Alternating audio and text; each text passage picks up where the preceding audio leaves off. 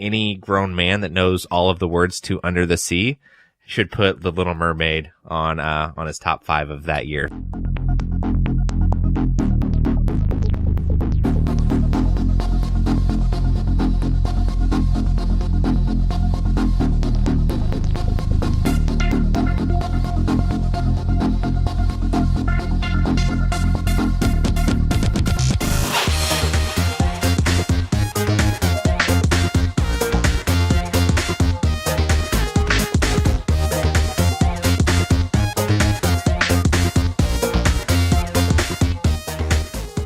Welcome to another episode of the Nerds You're Looking For podcast, a nerd culture podcast that discusses nerddom through various segments. You can find us at facebook.com/the Nerds Podcast. You can follow us on Twitter at the Nerds Podcast. Our website is thenerdspodcast.com. And then the one thing that throws all of that off is you can email us at thenerdsyou'relooking4@gmail.com. I'm Tyler Hunt, and I'm here with my co-host, as always, Pat Attack. What's up, Pat? Yeah, I didn't have the foresight when I named the Gmail account that we could just shorten it to the Nerds Podcast. We haven't figured that one out yet. Well, in all fairness, like, it's not like a bunch of people are emailing us. But yeah, maybe all of the emails that we get go to the nerdspodcast@gmail.com and it just bounces back, or I don't know if somebody already has that email address. I guess you should check that out. Yeah, they probably do. They probably have it and they're very, very confused. Because they're getting like hate mail / fan mail. Like people are pissed that we keep calling episodes like Cunt Radar and Fish Dick. They're getting like hate mail and they're very, very confused. Yeah, I forgot about that episode. That's probably one of our better titles. Yeah, it's a shame because it actually is like one of our better episodes that we've done. Like that is like one of I forget which. I want to say that was Alien Covenant review. I can't remember what movie we reviewed, but I thought that was a really good discussion. And it's kind of tainted by the fact that we called it Cut Radar. And we continued to taint this episode by continually saying that. But I do want to say something real quick before we get started. So Indie PopCon is coming up. So I was curious if you've made a decision about what we're going to do to settle our Rotten Tomatoes bet. Oh, 100%. You're coming down to the wire now. I made a decision pretty much as soon as we wrapped that episode, and that's pretty obvious if you know me. Like, I'm going to do the Reddit thing.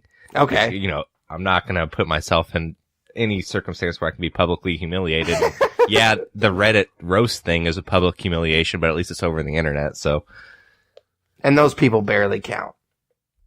Yeah, if you're on that subreddit, you're not really a person. So you're explains internet. a lot about me because I go to that subreddit like every single day. Yeah, so we'll I'll get the picture up and we'll post like the posting or whatever at Indie PopCon is what I was thinking. So like day one we'll take the picture and we can put it up there. So that'd be cool. We can let all the trolls have their fun and it'll be what it is. All right, man. So let's just jump right into this particular episode. If this is your first episode, we kind of start off each episode by kind of just checking in with each other. We call it What We're Into. So what are you into this week?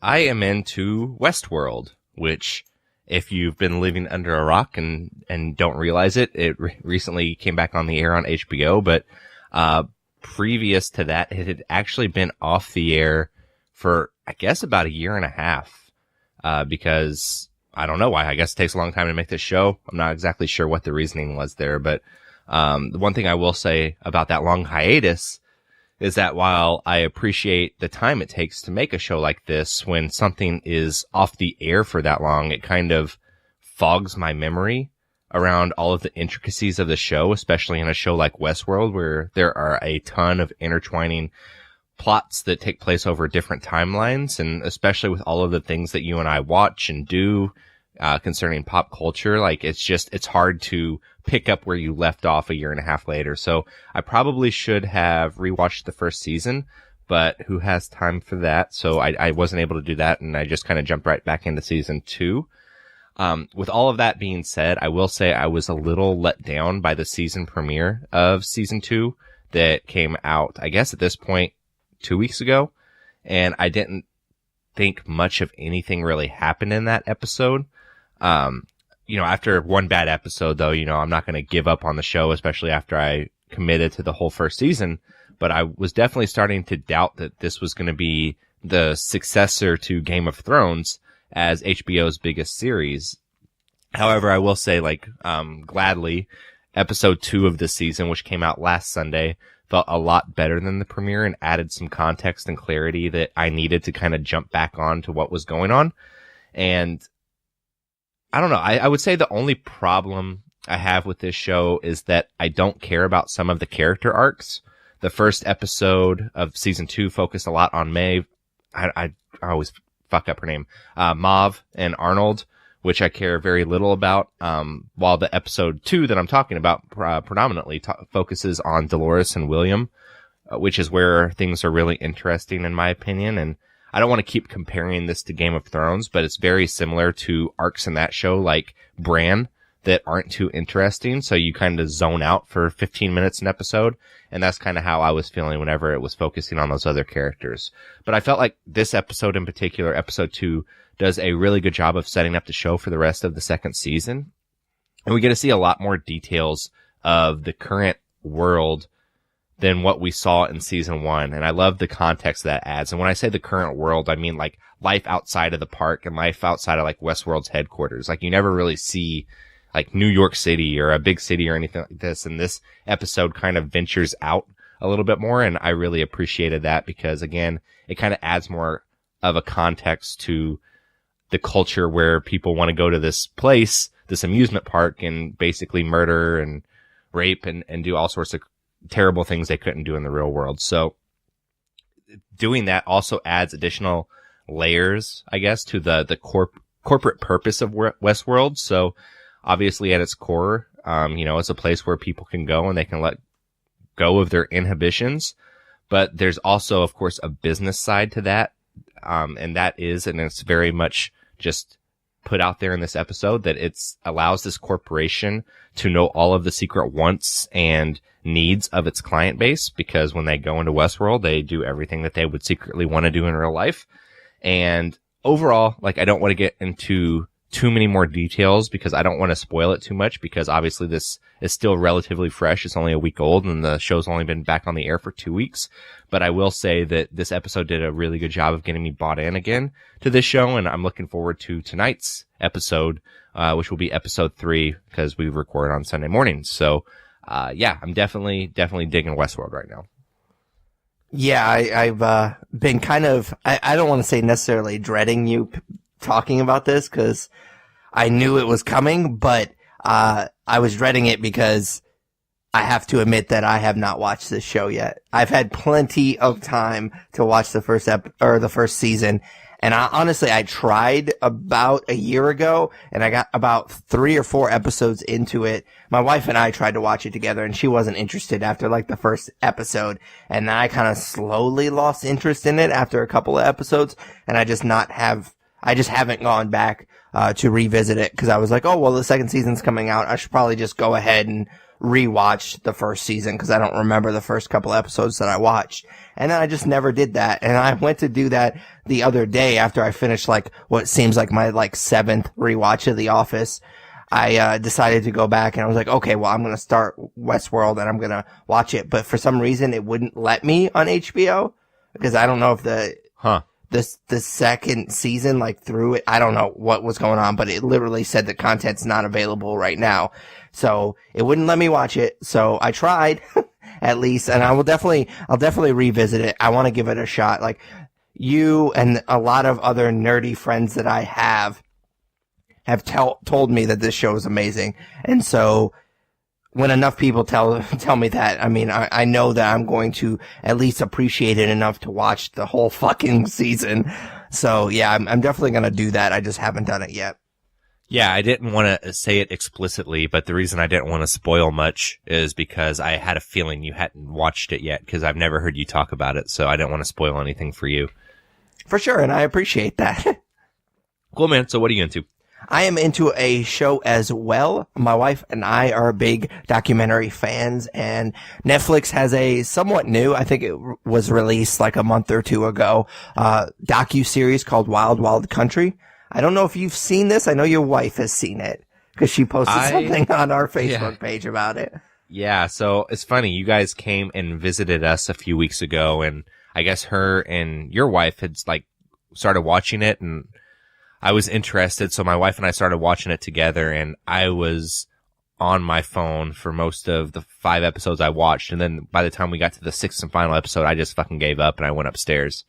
So, no, I did not watch this start to finish, but I'm sure you can kind of tell my opinion of it. Yeah, so as is the case with most of our TV and movie reviews, we're going to be kind of on the same page here.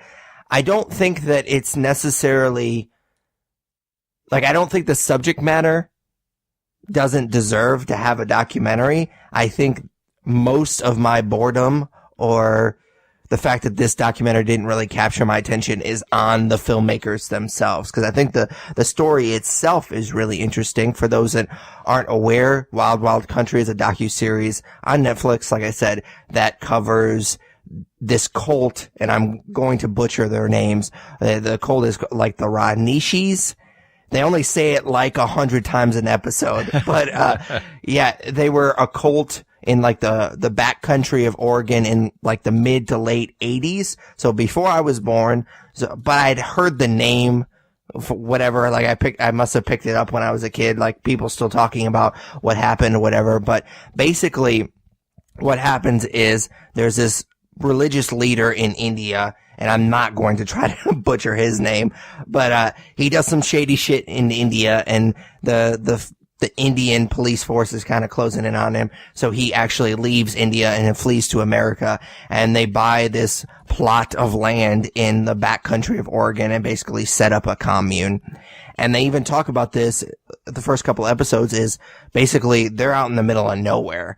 The closest town is a town of 50 people called Antelope, Oregon. That's like 19 miles away from the plot of land that they bought and are starting to build on. So they basically are out in the middle of nowhere. And this docuseries kind of follows their rise to power, so to speak, and how they kind of took over that small town. And honestly, the first couple of episodes, I kind of felt for the cult a little bit, because the first couple of episodes kind of paint them as being like this religious group that comes to America and basically gets persecuted by these people in this small town. Like, if you watch the interviews with these people, they're just like, yeah, they're weird and I don't want them here. Like, they're just like old, like super conservative people, and because they're different, they don't want them there. Like, and that is something that I don't feel strongly about too many things like actual grown-ups care about. Like, I obviously care about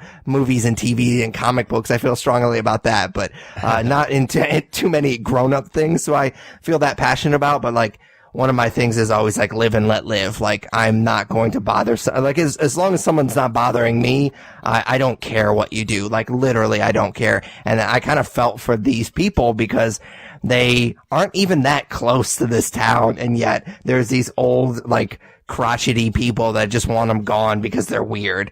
Like, I get it. I would be weirded out by these people too, but I wouldn't be like, you have to leave.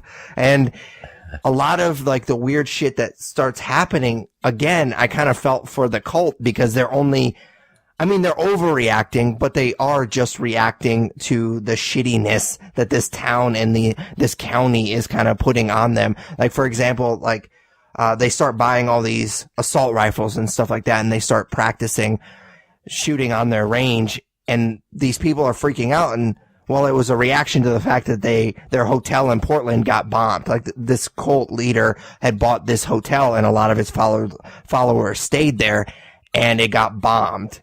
Well, yeah, I don't know if I would necessarily react the way they did, but they're still reacting to what happened. And then, what else happened? Oh, basically the county's big plan to screw this cult like out of their land and make them relocate was the fact that they had bought the land and told everybody that they were building this ranch. And then they started building like these businesses and stuff, and the town was like, well, that's not zoned for that, so you gotta go. And so then they started buying businesses in Antelope, and the people started freaking out and like, oh, well, they're taking over our town.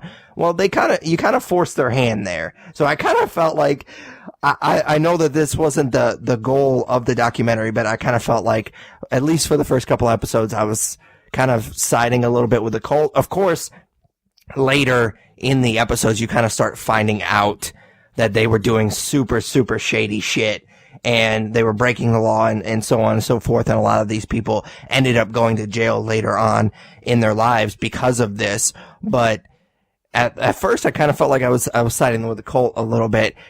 As far as the documentary is concerned, and this is where we're definitely gonna agree, is I just don't think that they did a very good job kind of presenting it, because, and I don't know if it's just because they didn't have enough evidence, maybe they just didn't have the smoking gun, so to speak, but like they would tease certain things and then it would just kind of peter off. Like they wouldn't really come back to it. Like there was one episode that they started off with an interview from this, the city planner, and he had to go and do inspections of the ranch every once in a while, and it was super awkward, and they always kind of like followed him around and didn't let him go into certain buildings. And there was one particular building where he was kind of locked out at, and he didn't make a fuss about it, but he just left, and they said that it was like janitorial supplies or something like that. And it turns out they had like basically a meth lab in there where they were like cooking poison to like give people in the town food poisoning.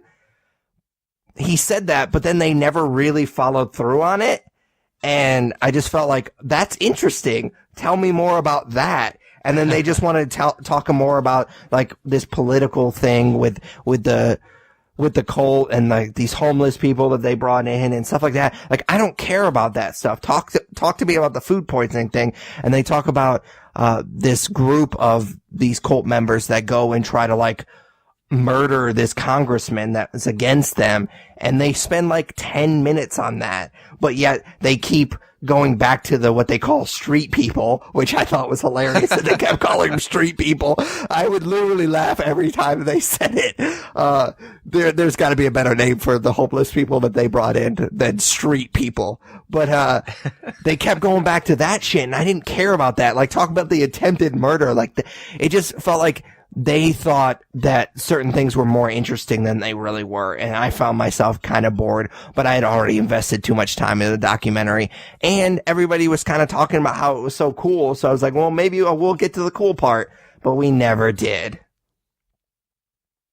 Yeah, so, I mean, you pretty much summed it up. I think that the topic was definitely interesting, and it's definitely something I would have liked to have learned more about, because I've never heard of this incident or this situation, but it was presented in such a boring way, and even the townspeople that they talk to are just like cardboard, and I couldn't keep my attention on it. It was something that I just was not in the end interested at all, which is disappointing, because I think that there is an interesting story to tell there, but like you said, the filmmakers just did a poor job, in my opinion, of conveying what actually happened. So yeah, I didn't finish it. So that shows how much I liked it, since I'm a completionist for sure.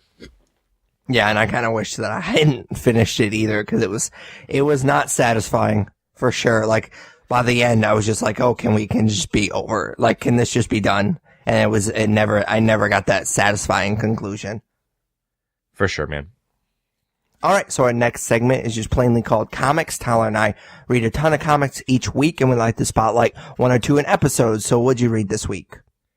Don't act like you don't know what I read this week. You texted me and asked me if I was going to read this comic, and I said yes, not assuming like I wasn't necessarily calling dibs on it, but you took me saying yes, I planned on reading it as I would want to talk about it. So I am glad that I do get to talk about it, because I did enjoy this comic, but the one that I'm alluding to is DC Nation number 0. So this was a 25-cent book that came out this week, and it has 3 stories in it by Tom King, Brian Michael Bendis, and Scott Snyder. So I mean, whether or not I talked about it for the podcast or not, there was no way I wasn't going to pick this up.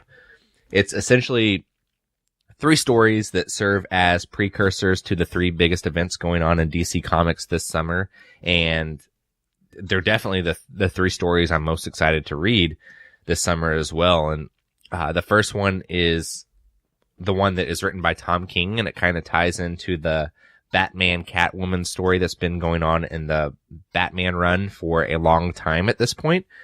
So obviously their wedding is coming up. The 2 characters are engaged, and their romance has spawned some really great issues, some of which might be my favorite comics of all time, especially that last Batman annual that I talked about, I think, like one of the first episodes of 2018. And so this particular story that's featured in DC Nation number 0 ties into the wedding element of their relationship, seen as the actual wedding between the 2, like I said, is coming up this summer. So it takes place completely in some random citizen's house in Gotham, where the Joker has the resident pretty much held hostage, and he is basically just sitting there waiting for his invitation to the wedding, since he heard Batman's getting married.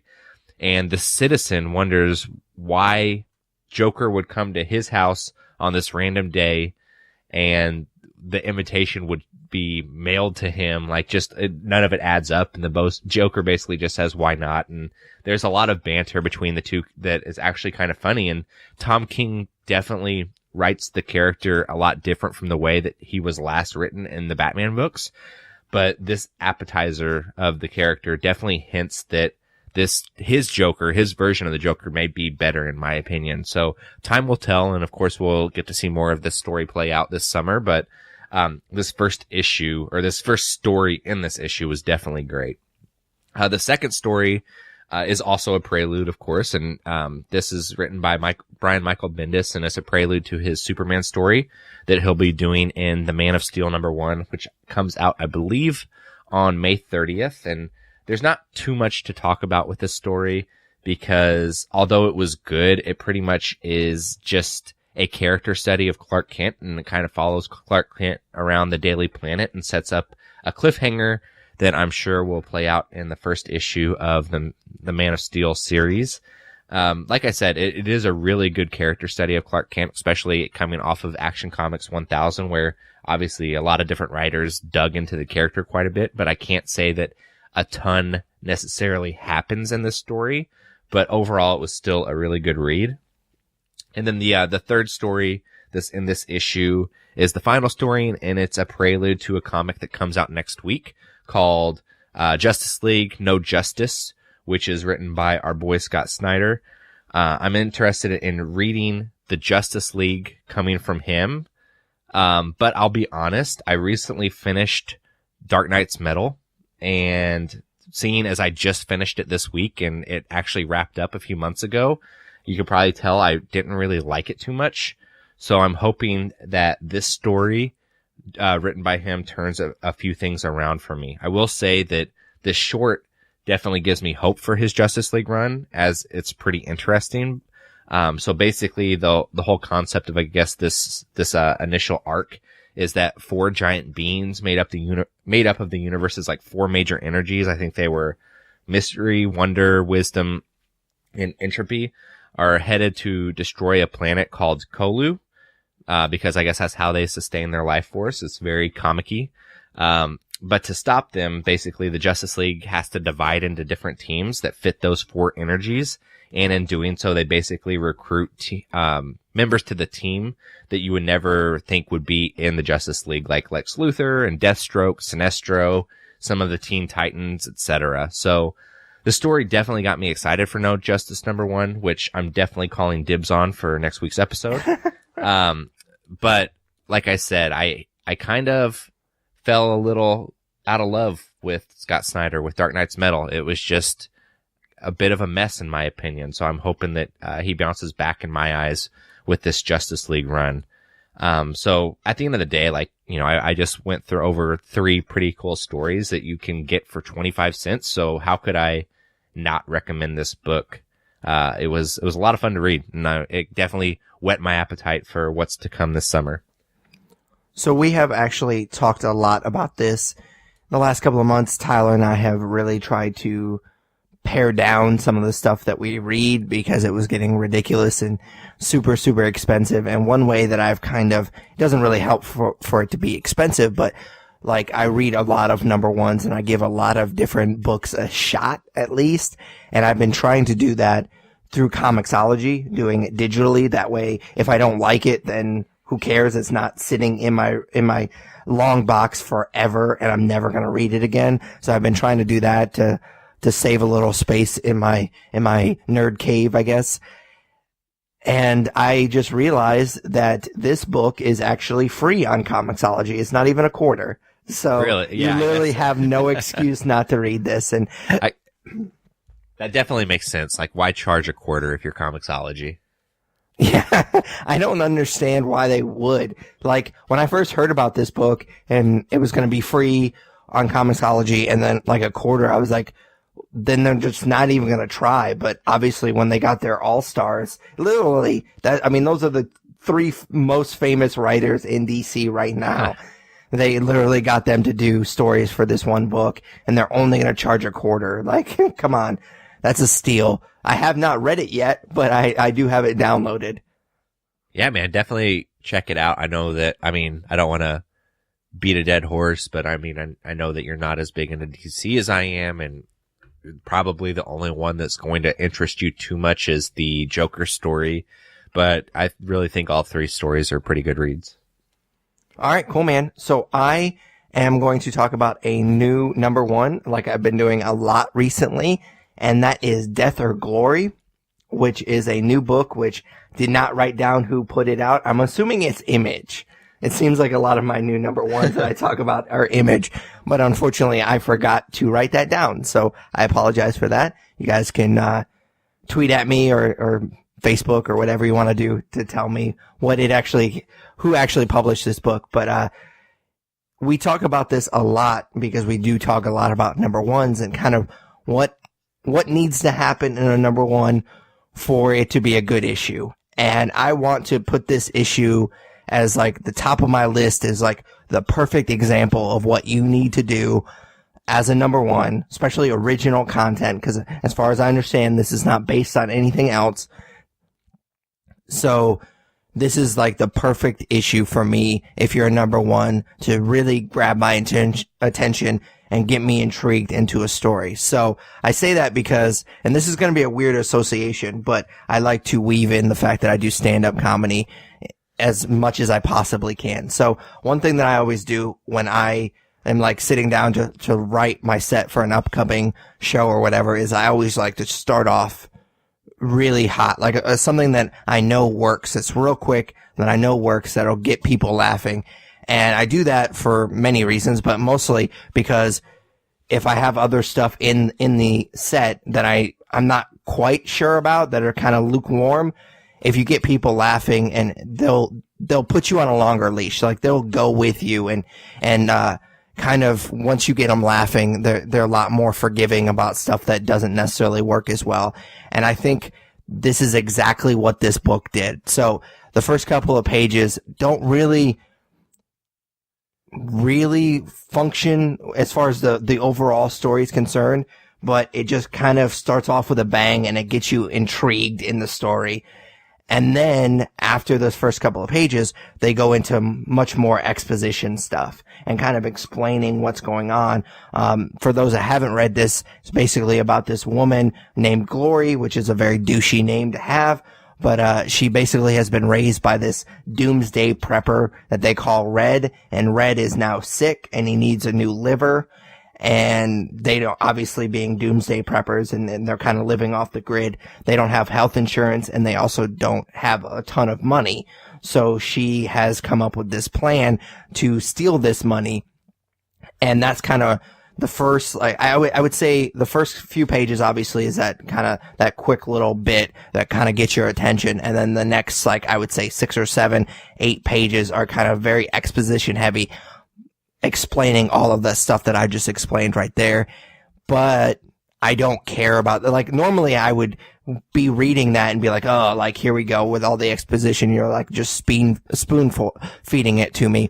But in this book, because they started off with a bang, I didn't really necessarily care. And that's what I think number one issue should do, is try to follow that formula. Like, start off with something cool for us to look at, and then kind of slowly start feeding us exposition. And then the last few pages of this book is really action-packed and really interesting, and it ends with an awesome cliffhanger that I'm super into. Like, I think this book is amazing. Like, you should be reading it. It's fantastic. Yeah, I can tell, man, since you couldn't remember the publisher. So, what'd you say it was called again? Death or Glory. Death or Glory. Okay, well, I mean, with that strong of a recommend from you, I will definitely have to check it out. Awesome, man. Cool. So, you ready to dive into some nerd news? Sure. Just real quick, it was Image. I just looked it up. All right. Good stuff. That doesn't surprise me, though. All right. So every week we take a look at some of the bigger nerd headlines that have come out since the last time we spoke. Got a few things for this week, and a couple of them are trailers I'm sure you have not seen.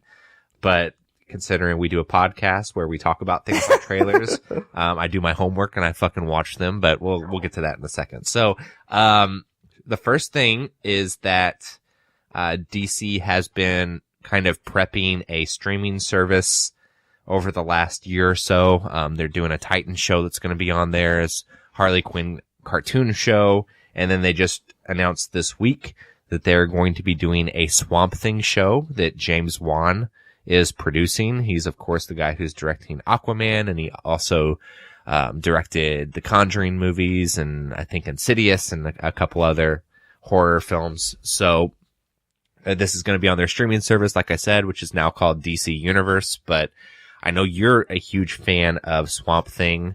I'm probably less of a fan of Swamp Thing, but definitely interested in a TV show around the character. I'm very interested in the Titans show, so I'm curious to see how much this is going to cost per month, because obviously there's not going to be as much content as something like Netflix or Hulu, so you'd almost have to imagine it's going to be less. So if it's, $5-6 a month, I'll probably bite, but I don't know that I could justify, even though there are some shows coming out on it that I really am interested in watching. I don't know if I could justify much more than that for this service. Yeah, but I wonder if they'll do something like Disney's obviously doing with their Marvel movies and stuff like that. They're pulling it from Netflix in anticipation of their streaming service. So I wonder if DC does something very similar with DC Universe, where they pull, because I mean, we don't think of the DC movies as being very good, obviously, at least I don't. I've made that pretty clear, but they do have a lot of good animated movies, a lot of good animated Batman movies. So if they pull those from Netflix and Hulu and whatnot, and they put this on DC Universe supplemented with the original content, I don't think that's not, I mean, it's not Netflix. It's never going to be Netflix. It probably will never even be the Disney streaming service, but it'll be something. Yeah, I mean, I guess that's a good point. There is a lot of content. Like, even if you even go back to like the 70s Superman movie and the older Batman movies, and I think there was a Swamp Thing movie at one point I never saw, but that, Wes Craven did, right? Yep. And then, like you said, all of the animated movies, if they can get Arrow and Legends of Tomorrow and Flash, I mean, you're right. There could be a lot of content on there. I guess it just depends on what they're going to be able to put on it. So we'll see. I mean, definitely an interesting concept. I'd love to see the Swamp Thing show. So yeah, I'm curious to see if it can hold its own show. Like, I'm definitely interested in the character. I think the character is very interesting. If it's handled by the right person, I think that could be very interesting, but it could also be really stupid too if it's handled by the wrong person. I'm talking to you, David Goyer. Do not touch the Swamp Thing. I don't remember who, I saw the two writers that they hired, and no, neither of them were David Goyer. One of them was a guy who wrote for Daredevil, and the other guy wrote It. So. All right, sweet. Yeah, Mark Verheiden. I don't know. He was apparently involved with Daredevil, and then Gary Doberman, who wrote It. So, I mean, they have a good track record, so we'll see. All right, cool. Let's see. The next I'll save the trailers for last. So Good. the next thing is another TV show, and that is What We Do in the Shadows. So there is a What We Do in the Shadows show coming out this summer. It must be in New Zealand though, because I haven't heard much about it, but it follows the police officers from that show, kind of investigating paranormal things. But this week it was announced that FX is going to do a What We Do in the Shadows show produced by Jermaine Clement and Taika Waititi, who of course did the original movie, and it's going to be kind of based on that movie. It's going to be about some vampires living in a flat in New York City. So it almost sounds like, I don't know, Friends with vampires. Hopefully it kind of continues the dry comedy that they did very well in that movie, but yeah, that will be the American version, I suppose, is the version that's going to be on FX in the next couple years. So it's not going to be the same vampires. It's just going to be the same concept, right? Yeah, like, you know, with everything that Jermaine and Taika have going on, they're not going to come star in this show. So it'll be, I'm sure, Americanized vampires that are living in this apartment. That sounds cool. I mean, I'm definitely interested in it as long as they're involved in some capacity. I think that it could be good. And like you said, as long as they have the same kind of dry humor and the same tone to it, I think it would be very, very interesting. Yeah, man. I mean, I loved that movie the first time I watched it, but the more I watch it, the more and more I appreciate it and like it a lot. Like if we were to, I'm not saying for sure, like I'd have to do some thinking about it, but it has the potential to be top 10, top 15 movies for me. I think that it's just a really, really well done comedy. So yeah, I'm definitely excited for the show, but I'll be honest, I kind of doubt that it's going to live up to my expectations from the movie. So we'll see. For sure. And I think, honestly, some of my favorite parts from that movie are kind of the roommate stuff. Like the idea of vampires and having roommates and having to do like household chores and stuff is kind of the best part of that movie. And so I definitely appreciate that. And if that's what the show's going to be, then I think it definitely has a lot of potential. For sure, man. Let's see. So I said that there were 2 trailers we talk about, and that's how we'll kind of wrap up nerd news today with the 2 trailers. And like I said, I'm curious to see if you watched either. I know one of them you definitely didn't watch, and the other I would take a guess that you didn't as well. But the first I'll bring up is the new Robin Hood movie with Taron Egerton and Jamie Foxx. Have you watched this trailer? I forgot that this was even a thing until I saw that they had released the trailer, and then I was like, nah, brah, I'm good.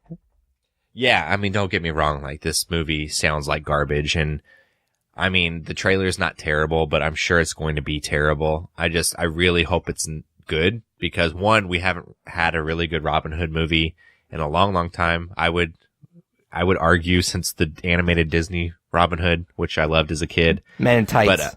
But, oh yeah, Men in Tights is good. But I mean, I love Taron Egerton, so I hope it's good, but I just don't see how it is. The trailer's okay, but it definitely looks kind of King Arthur-y. Oh yeah, for sure. So, and I mean, that movie was garbage. That's the name of the movie that Guy Ritchie did, right? Was it King Arthur or was it something else? Was it like something Legend of the Sword? Wasn't that it? It was something stupid. It's pretty sad. Like, that movie came out last year. We can't remember the name of it. But it looks very much in the same vein as that movie. Yeah, King Arthur, Legend of the Sword. So if you go back and listen to our review of that movie, you will see how much we hated it. And this movie is probably going to shape up to be something similar. So that is a bummer. But the next trailer I wanted to bring up is probably the bigger of the two, or definitely the bigger of the two, and that's the new Ant-Man and the Wasp trailer. Did you watch that? I did not. Good stuff, man. Glad we do this podcast where we talk about this shit every week. No, it's good. It's obviously it takes place before Infinity War. And the trailer release is probably just kind of playing off of Infinity War's success. Basically Marvel saying, look, we got another movie coming out in a couple months, but it definitely looks fun. It looks funny like the first one. I think Ant-Man is very underrated. That movie's, very funny. So I'm definitely excited for it.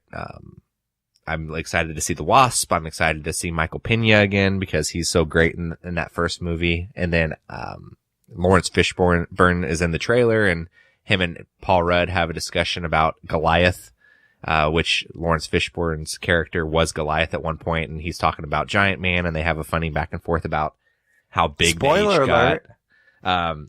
It's in the fucking trailer. I know, a spoiler alert to the trailer that I have not seen. But yeah, it's good stuff, man. Like, I'm excited for the movie.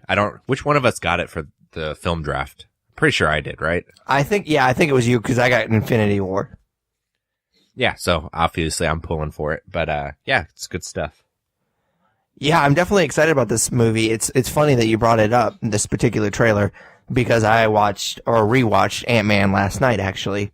So yeah, I definitely think it's underrated as far as the whole scope of the Marvel Cinematic Universe. I was definitely, I feel like more positive than most people when we first saw that movie, because I think a lot of people were definitely lukewarm on it, but I was really excited about it, and I liked it again more than most, I think. And I really liked the Ant-Man comic for a long time. I think it was Nick Spencer who wrote that, who has a very like dry sense of humor, very sarcastic sense of humor. And so I really appreciated that as well. So I'm all in on the character. I'm just not going to watch the trailer. Gotcha. Yeah. I'm definitely interested to see how it plays off of Infinity War. I know it takes place before it, but I bet the stinger has something to do with the setup for where these characters were whenever shit goes down in that movie. So I'm definitely excited for that aspect as well. It's funny. There's 3 Marvel Cinematic Universe movies my wife hasn't seen: Doctor Strange, Spider-Man Homecoming, and Ant-Man. So, we sat down to watch a movie the other day, and I let her pick because she wanted to watch one of them, and she picked Doctor Strange. It's like, you picked the worst of the 3. Yeah. Like, for whatever reason, like, she has something against Spider-Man and Ant-Man, and she doesn't see Paul Rudd as a superhero, so she like refuses to watch it, and it's irritating because I really do like that movie quite a bit. It's kind of the point of the character, but whatever. All right, man. That is all I have for nerd news. All right. So this is the point of the episode where we talk about our main topic. Usually it's a TV or film review, but every once in a while there is absolutely nothing that either one of us want to review coming out this week. So that is the case for this particular episode. So we get to kind of do a little bit more personal episodes, kind of more fun episodes, I guess. And we decided to do top 5 favorite films from the year that we were born. So obviously these lists are going to be different because Tyler is a little bit younger than I am. I was born in 1987, and I do not know what year Tyler was born, but I know you're a couple years younger than me, so like 89, 90? 89. So yeah, so I'm not sure exactly how you want to do this. Do you want to go back and forth, or do you want to do our whole... Yeah, we can go back and forth. And in all fairness, my guess was that you were born in 73. So it's a little less creepy that we're closer in age than what I thought we were. Yeah, I mean, I knew we were only a couple of years apart, but you yeah, could have fooled me. I don't know. No, I actually was really excited when you suggested this, because a lot of times when we do like our top 5 or top 10, it's always like, oh, well, my number 4 is your number 2, but obviously that can't physically happen. So yeah. I'm definitely excited to see your list. I will have to do a little bit of a spoiler here. My wife was very disappointed when I told her this, but basically, The Princess Bride, which is one of her favorite movies of all time, was released the year that I was born in 87. It is not going to be on my list. So I've already lost like half of our listeners right there that love Princess Bride, but we've talked about that movie in the past. So you kind of know my thoughts about it, but I think it's a fun movie. It's just not for me, I guess. I don't know. Yeah. Your wife loves that movie, man. Don't you have a poster of that movie in your living room? We do, yeah. It kind of goes back and forth. Like, I think it just depends on when you ask her, because it's either Royal Tenenbaums or it's The Princess Bride, or is her favorite movie of all time. So, yeah, she is definitely not happy that it wasn't included on my list, especially given number 5, which we'll get to here in a second. Cool, man. All right, so for what it's worth, like where this idea came from is I was on Letterboxd looking at some of the popular lists, and there's this thing going on right now where people are doing like the birthday challenge, where they have to watch the number of movies that correlates to their age from the year they were born. So like, for example, if I were to do it, I would need to watch 29 movies from 1989. So I thought that was kind of a cool concept and a cool thing people were doing. And I started to count it up, and I've seen like 16 or 17 movies from 1989, the year I was born. So I'll probably finish out that challenge and try to, because there were some gaps for me of bigger movies that came out that year I haven't seen, which, spoiler alert, will kind of factor in a nerd favorite this week. But yeah, that's kind of what prompted me to do this list. And I don't know, it's a little off the wall. And of course, the first week of May, you'd think we'd be reviewing some big movie. And while I heard that Tully is pretty good, I don't know that it would make for much of an interesting review. So yeah, so that's kind of where the idea for this came from. For sure. So you just want to go ahead and jump right in with your number 5? So my number 5 is Back to the Future Part 2. Okay. So obviously Back to the Future Part 2 does not even come close to Back to the Future Part 1 for me. Like, that movie is, top 10 all time, and Back to the Future Part 2 is not fantastic, but 1989 was not a fantastic year for movies. It sounds like, we were talking before we started recording, it sounds like it might have been a little bit better than 1987, but it is what it is. Like, it's a fun movie, and it continues the Marty McFly saga, and it's a movie that I've watched a lot. Like, for Christ's sake, I have a hoverboard replica from Back to the Future Part 2 on my desk right now that I just showed you via webcam, which was weird. I wasn't impressed.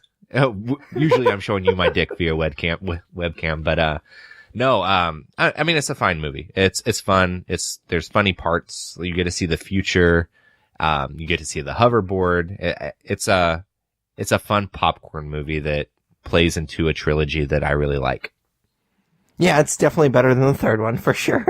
It doesn't live quite up to the original, but I am not, I don't want to say that I'm not a fan of the original trilogy. I have it on Blu-ray. Like, I am definitely a fan of it, but I mean, I'm just not enamored with it like most people are. So, like, the first one's great, definitely good, but the second one, I mean, it definitely falls in quality as you go. Yeah. Oh, absolutely, man. So what is your number 5? My number 5 is also a sequel, which is surprising. And it's definitely a franchise that has 3, and it definitely falls in quality every single movie. That is Beverly Hills Cop 2. Okay. So I know I have lost half of our listeners because I just said that Princess Bride wasn't on my list, but Beverly Hills Cop 2 is on my list. But I actually really like these first 2 movies. The third one is absolute garbage. Do not watch it. But the first one is one of my favorite comedies. Like, I love Eddie Murphy, like, when he was at his best. Like, obviously, I don't care about the Nutty Professor or any of the other stupid shit that he did, like, late 90s, early 2000s. But when he was Axel Foley, like, that was at his best. And I really appreciate, the first movie especially. The second one definitely kind of falls into the comedy tropes that I've talked about with comedy sequels in the past. It's definitely not as good as the first one, but you can kind of just tell the quality of movie that came out in 1987 when Beverly Hills Cop number 2 is my 5th pick. But I stand by it because I do like those first 2 movies. I've only seen the first Beverly Hills Cop, so I'm not even very familiar with the second one. Yeah, I love that first movie so much. Like, I literally, and I'm going to talk about this a lot, especially with my first pick, my number 1 pick. For my favorite movies of 87. Like, there are lines from Beverly Hills Cop that I still say today, most notably when somebody's driving crazy, like they're driving stupid. Axel Foley literally says something, "Are you driving with your eyes open or are you using the force?" I literally thought that was like the funniest line, which you're not laughing at all. So you obviously didn't think it was that funny. I literally will say that out loud while I'm driving because I'm a crazy person. All right, good stuff. Good look into your psyche. I like it. All right, so what's your number 4? Number 4 for me is probably the biggest movie that came out in 1989, and that is Batman, directed by Tim Burton. So, of course, classic Batman, Jack Nicholson Joker, all that good stuff. For those of you that know me and know Pat and know this podcast, you might be surprised that this wasn't number 1 for me. And that is because this movie does not hold up, and there have been No. much better. There have been much better Batman movies since in the Dark Knight trilogy. So, for me, it's just kind of one of those things. I almost only put it on here because I felt like I had to, and I felt like, you know, this kind of did kickstart some comic book movies that came out throughout the 90s, and of course, like X-Men came out a decade later. So, you know, it did a lot for the genre, and at the time, it was very well received. But I just think when you go back and you watch it and you see how the character of Batman was represented and other things that kind of play out through the story, if I remember correctly, I think Batman kills in that movie just like he's kind of killed in like the most recent Batman movies. And those of you that know the character know that he absolutely doesn't do that. And for that reason, it's not something that I really like too much. It's not like a movie I go back and watch every year. I watch it every so often. And I think that Jack Nicholson plays a good Joker, but I even, you know, as a Batman purist, I hate that he's the guy that killed Bruce Wayne's parents, and just little things like that throughout the movie kind of leave me not liking it very much. So is it top 5 of 1989? Yes. But is it top 5 of the 80s or top 10 of the 80s for me? No, not even close. So it is what it is. And for all intents and purposes, that's number 4 on my top 5 list. Yeah, this movie definitely doesn't hold up. And I think there's a generation that absolutely loved this movie. And I think that's mostly because they grew up, they were kids when Batman 66 came out. And that show, if you take it for what it is really fun. Like, if you don't take it too seriously, because it certainly doesn't take itself too seriously, it is a really fun show for what it is, but it is not a representation of the character from the comic books. And I think a lot of people love this movie because it was definitely closer. You couldn't get a whole lot farther away, but it's definitely closer to a representation of the character as they knew it in the comic books. But it certainly doesn't hold up when you're talking about our generation who has seen Batman Begins, Dark Knight Rises, those Batman movies. So it definitely doesn't hold up to those. And obviously it shit the bed with the Joel Schumacher movies as well. So those movies definitely taint the first Batman movie. Absolutely, man. So what is your number 4? My number 4 is a dark comedy called Raising Arizona, which is a Coen's brother movie. I believe I thought it came out before Fargo, right? Yeah. Yeah. So it was kind of the first introduction to their really dark comedy chops. And I really like it. It is, it's funny in a very, very twisted way. It's obviously Nicolas Cage's best performance. Like, I don't even think it comes close. Anything else comes close to it. He is fantastic in this movie. It's just a really dark, funny movie, and it's one of my favorite Coen brothers movies. Yeah. Oh man, I love Raising Arizona. I think Raising Arizona is somewhat underrated in their filmography. I think that I'd say Fargo's better, but I would definitely put it top 3. I just love this movie, and I think that it's really funny, and I love the dark comedy like you were saying. So I actually haven't watched this movie in a minute, so I might need to put that on my watch list for the next week or two, because I think that it's great. Yeah, and the Coen brothers, for me, like at first, like when I first kind of discovered them, it was any movie that they put out I was going to watch. And a lot of times I kind of fell into that trap that we've talked about before. Like, I would give them a longer leash than I would anybody else. Like, I own a Serious Man, and that movie's not good. Like, can we all admit that movie doesn't get made unless it's a Coen brothers movie? Like, that movie's not good, but after I watched it in theaters, I was like, oh, that's a good movie, because it was Coen brothers, and I gave them a lot longer leash. I watched it when I first bought the DVD, and it's not good. It's super, super boring. So there definitely are directors that, because of movies like Raising Arizona, that I've grown to love, and I kind of give a longer leash. I've kind of broken away from that, but yeah, they're definitely that first duo of directors that I started doing that for.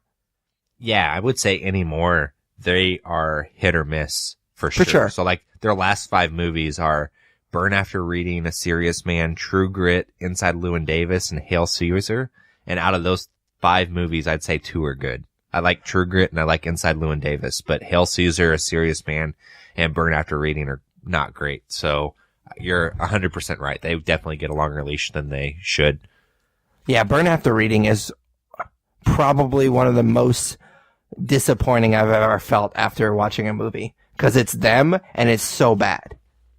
It's them, it's bad, and the cast is amazing. Yeah. Like, it's a bummer, for sure. So, let's see. My number 3 then is kind of a weird one to talk about in May, but I probably watch this movie at least 3 to 5 times a year.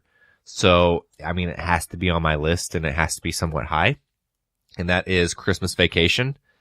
So, we've talked about Christmas movies before on the podcast, and it definitely seems like I'm more of a Christmas movie person than Pat is, but Christmas Vacation, like, I've never met someone who just straight up hates this movie. Like, everyone seems to watch it around the holidays. I watch it between 3 and 5 times in December, watch it with the family, consistently laugh, even though a lot of the jokes are old and cheesy at this point, but it's just kind of like a staple in my holiday traditions. And for that reason, like I said, I had to put it on the list, and it had to be somewhat high, because out of all the 5 movies that I'm going to talk about, I've seen this movie the most and I've watched it the most. So, definitely love Christmas Vacation. Just only can watch it a certain time of year, which is the bummer that goes into loving a Christmas movie like that. Yeah, as much as I love Vacation, this is definitely the best vacation movie. I mean, the other ones don't even compare to the original and then Christmas. I mean, European Vacation is straight up garbage, and Vegas Vacation has a special place in my heart because I used to live in Vegas, but it's super, super dated. If you know Vegas, like, it's not what they portray in that movie at all. And it's kind of silly. So yeah, it's a good one. I quote this movie quite a lot as well. I say bend over and I'll show you all the time because of this movie. And I guarantee you I'm not the only one that does that. So yeah, I like this movie quite a lot. For sure, man. So what's your number 3? My number 3 is another comedy as well. It is Spaceballs. And I love Mel Brooks for multiple reasons. Spaceballs is not his funniest movie, but it's definitely up there. I know it's a fan favorite for sure, and we are huge Star Wars fans. And one thing, and I kind of am, I don't know why this episode is kind of me talking about the things that I am actually really passionate about as far as grown-up things are concerned. Like I talked about Live and Let Live, but I also think pretty highly that if you can't laugh at yourself, then you shouldn't be able to laugh at anybody else. And that's something that I take very, very seriously, especially in my comedy. Like, I make fun of myself a lot. And I think it's really important that as Star Wars fans, we should be able to laugh at somebody making fun of Star Wars and how kind of weird it is at some point. And one of my favorite lines from that movie is, "I'm surrounded by assholes." Like, I love that line so much. Like, it's such a funny bit, and I really like his comedy and just the way that he sets everything up, and just his eye for comedy and just satire is just on point. Yeah, I actually haven't seen this movie since I was a kid. I couldn't even tell you much about it because I don't remember it very much. So that's definitely a movie that's kind of a miss for me that I need to go back and rewatch for sure. Yeah, it was actually one of the Mel Brooks movies I hadn't seen for a long time because I hadn't grown a sense of humor about myself, and I was a big Star Wars fan, so I was like, well, I don't want to watch a movie that was making fun of Star Wars. So I didn't watch it for a long time, but actually, when my wife and I first started dating, we would go to Coconuts, which is just like a music DVD, Blu-ray store sort of thing, like brick and mortar type of store, and I went and I was like, man, I love Mel Brooks. I should just get all the Mel Brooks movies. And we watched them together. And that was like the first time I had seen Spaceballs in a long time. So, it's fantastic. Again, not quite up there with History of the World or the producers or movies like that, or Young Frankenstein. There's so many that I'm already, Blazing Saddles as well. Like, there's so many good movies that he has that it's not quite up there for me, but it's still really, really funny. Yeah, man, for sure. I'm going to have to rewatch it. For sure. Let's see, my number 2. So with my number 2, I had to really do some soul searching here on whether or not I wanted to be honest on the podcast and lose some masculinity points or not. It's Dirty Dancing?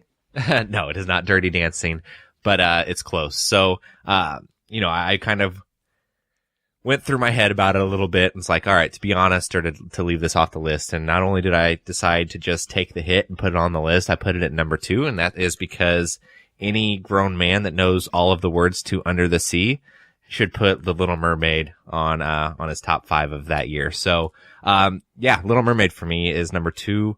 I watched this movie a ton whenever I was a kid. Like, you know, my family was the family that had all of the Disney movies on VHS tape. I've talked about how much I love Disney movies on this podcast before. My wife and I are planning another Disney World trip for September. So, at a certain point, you just kind of go with it. And, you know, this movie is not, if I were to do my top 5 favorite animated Disney movies, this movie wouldn't even be close. But again, given the year that is 1989, I had to put it there. I think that it tells the story pretty well, and there are definitely some funnier moments in this movie. I think the songs are great. Like I mentioned, Under the Sea is great. Part of Your World is great. But yeah, I mean, it's The Little Mermaid. What more is there to say? Yeah, this is kind of embarrassing for you. No, I'm kidding. I mean, of course, it's a Disney movie. It's going to make your list for sure. But I don't know if it's that embarrassing. I haven't seen The Little Mermaid since I was a little kid, so I can't really comment on its quality. But I mean, the music is good. It's catchy for sure, as most of the Disney animated movies are. Yeah, man, you're missing out. It's good shit. Speaking of The Little Mermaid, my number 2 is Predator. I mean, this movie is definitely one of those, it kicks off a franchise that maybe didn't deserve to be a franchise. Like, it's a fantastic movie. It's an action popcorn movie. I mean, it's Arnold being Arnold. It's fantastic. I mean, if you take it for what it is, it's just a really, really fun action sci-fi movie. Like, the Predator is so fucking cool. Like, the idea of the Predator is really cool, and the way that the big reveal is, I mean, he still looks pretty cool. Not quite as cool as he does in his mask, but, he still looks really cool. I will say that the special effects aren't bad for a late 80s movie either. Like, the invisibility is not horrible. It doesn't super date the movie, but yeah, I mean, this is definitely one of those movies that kicked off a franchise that didn't necessarily need a franchise. Because really, it's this movie and then the Predators movie that just came out. I mean, not just came out. It's been years ago. And then Predator 2, which is like way, way, way, way down there. And then maybe the Alien versus Predator movie. So this has definitely spawned a lot of sequels that didn't deserve to be sequels. But yeah, I love this movie. Yeah, man, this movie, I mean, it's a classic for sure. I think that if you were to do like top 5 cliche movies that high school boys love, this would definitely be in there. And I mean, I was part of that group. I remember watching this movie for the first time with my buddies in either middle school or high school and just, you know, nerding out with like the heat vision and with Arnold and the action. And sure, it probably doesn't hold up as much anymore, but, yeah, I mean, it's a classic Arnold action movie for sure. Yeah, I mean, that's all you have to say about it. Like, I mean, there's not a ton of analysis for this movie because it is just a popcorn action movie. Yeah, man, for sure. All right, so what's your number 1? Yeah, my number 1 is the third movie of a trilogy, and this probably isn't a popular opinion, but it's probably my least favorite of the trilogy. Well, I guess it's not a trilogy anymore, but you'll get where I'm going with this. So it's Indiana Jones and the Last Crusade. Okay. So to me, I guess I just kind of block out the fourth movie so much that it's still a trilogy in my mind. But how can you not love these movies? At least the first 3. And I like I said, I think that The Last Crusade for me is not as good as Temple of Doom, which is not a popular opinion. I think Temple of Doom gets a lot of shit and people tend to not like that one as much, but, you know, even the worst of the 3 of the original trilogy still wound up as number 1 on my 1989 list. So, yeah, I mean, there's so many parts of this movie I love. I love that, you know, they're looking for the Holy Grail. I love what happens when they find the Holy Grail. I love the beginning of the movie where it shows Indy as a kid, played by River Phoenix, like that whole, train, like with the circus scene is fantastic. I don't know, man. It's a really fun movie. All three of those movies are really fun, so there was no way I wasn't going to put it at number one. Yeah, this is actually, and I think I'm sure we've had this conversation before, but this is my second favorite Indiana Jones movie. I've talked about this before on the podcast, but I'll repeat it there. Like, my dad and I haven't always gotten along, and I like the father-son relationship in this movie is really well done. And that was one thing among so many things that is wrong with the fourth movie, but the fact that Sean Connery is not in that movie, other than like that stupid fucking picture on his desk, he's not in that movie is super disappointing. Yeah, I bet Sean Connery doesn't think so. He's like, I'm glad I dodged that bullet. For sure. Junior. Okay, what is your number one from 87? My number one is Planes, Trains, and Automobiles. It was a good year for comedies, apparently, in 87, because most of my list Sean is comedy. Candy. Yeah, for sure.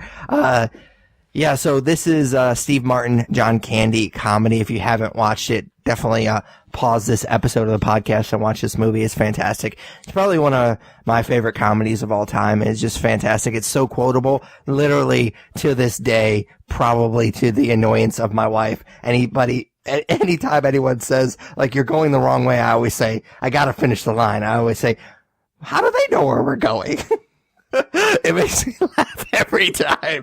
But yeah, a fantastic movie. It's for me, it's one of the ultimate road trip movies. It's just so fantastic, and I love Steve Martin. I love John Candy. So these two together is just so good, and the fact that it has so much heart towards the end of it is fantastic as well. And I was surprised. I looked this up. I actually should have been doing this the entire time. I looked up the date that all of these movies were released, and I had it in my notes. I just haven't been saying it.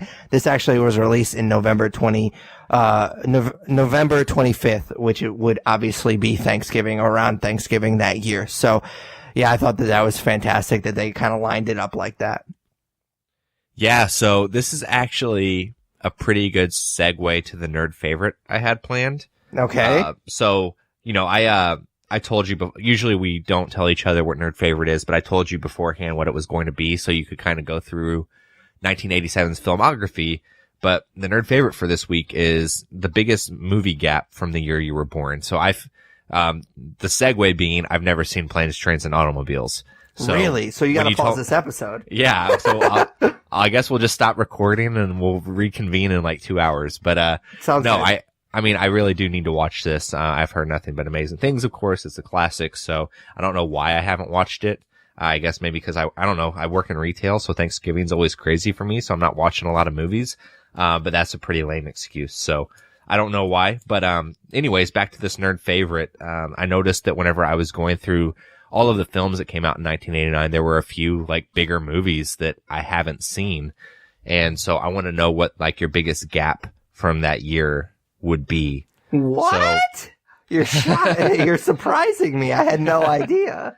No, so like I was going through, like IMDb had like the top movies released in 1989, and out of the top 5, I hadn't seen Roadhouse. So like Roadhouse is one. I know. That is a genuine what? Yeah, no, there were a couple others as well, but I'm going to go with a movie that I believe won Best Picture, that I haven't seen, and that's Driving Miss Daisy. Yeah, it won. Yeah, so I've never seen that movie. I don't know how much more. As fuck. I was gonna say I don't know how much more I can elaborate on that. It sounds like maybe I need to watch Patrick Swayze rip some guy's throat out in Roadhouse before I watch Driving Miss Daisy. But I mean, both of those are gaps for me that I need to rectify, I guess. Except for maybe you're really not convincing me on this whole Driving Miss Daisy one. So maybe I don't watch it. That. Watch Roadhouse like 10 times and then maybe watch Driving Miss Daisy once. All right. So I changed my answer then. So my biggest movie gap for that year is Roadhouse for sure. Oh yeah. So yeah, I need to watch that. What is yours from 87? So it was kind of hard because there are a lot of movies that I have seen in 87 apparently.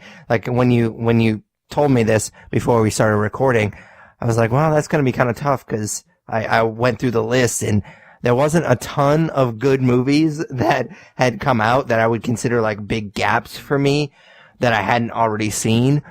The one that kind of stood out to me was Wall Street was released in 87. And honestly, that movie is talked in such high regard.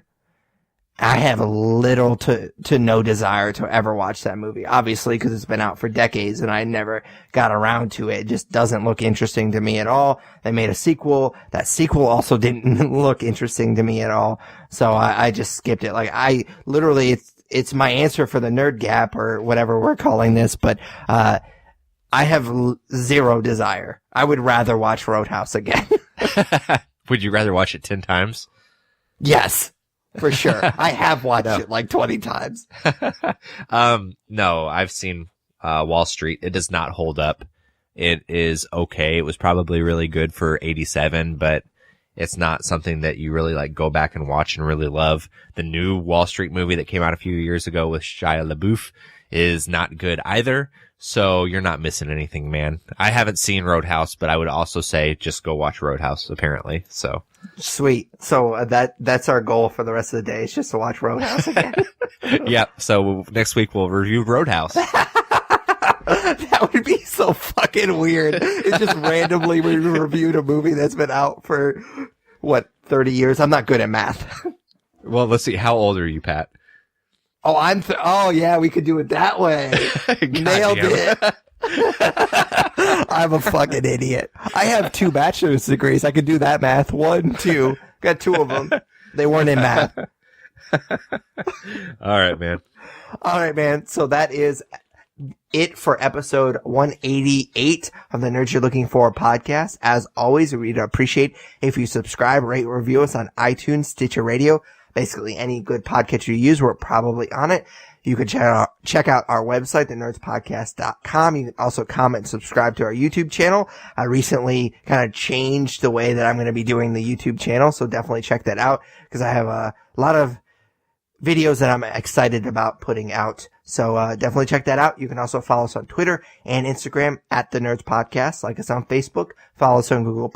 Email us at thenerdsyou'relooking4@gmail.com. And vote for us for Podcast of the Month at podcastland.com. For Patrick Kuhn. Tyler Hunt. We are The Nerds You're Looking For. Take it easy, guys. Later, guys.